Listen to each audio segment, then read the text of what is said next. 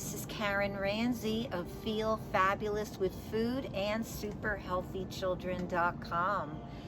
And I have here some crunchy toast, super crunchy, just came out of the toaster oven, and I have some baked browned potato.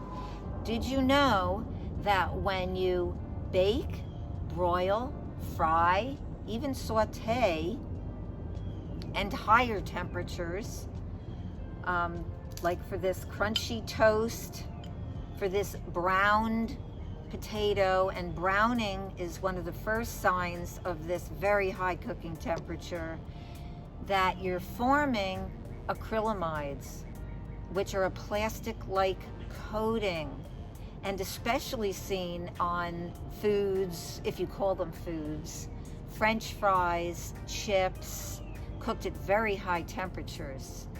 The University of Stockholm in Sweden back in 2002 did a study on cooking temperatures, and they looked at higher and higher cooking temperatures on complex carbohydrates.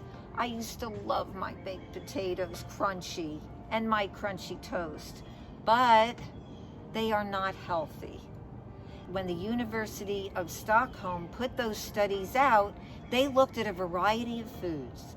They looked at crackers, they looked at breads, they looked at potatoes, all kinds of complex carbs that were totally changed when you heated them at high temperatures.